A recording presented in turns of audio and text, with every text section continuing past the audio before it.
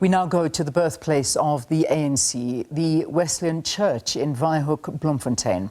On the 8th of January 1912, the South African Native National Congress was formed. It later became known as the African National Congress in 1923.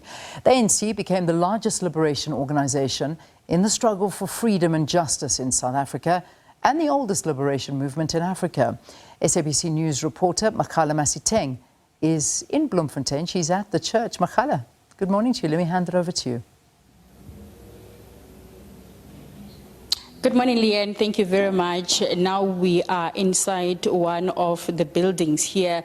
As we were talking earlier on, just talking about the history that you will find when you come to the birthplace of the ANC. As we look back at what transpired in 1912, this is the kind of information that you will find when you come here. Of course, looking back at some of the people who were there during that meeting that took about 4 days, where they were negotiating and also planning ahead as they continue to fight against the exclusion, of course, of African people, where more than 60 delegates from across the country and from various countries across the continent gathered here for that meeting that became a very historic meeting that gave birth to one of the oldest liberation movement in Africa. And what you are seeing on the screen is some of the information that you would get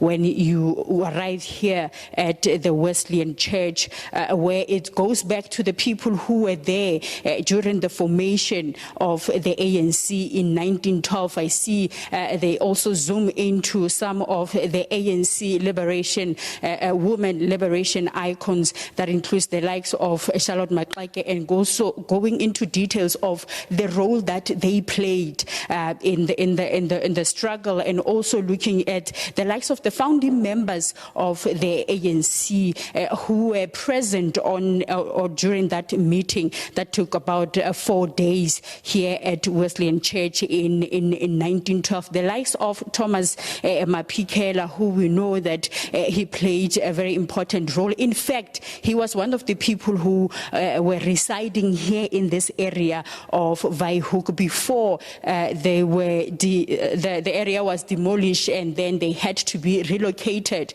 to the location where Makgala also moved to the location where his house became a very important place.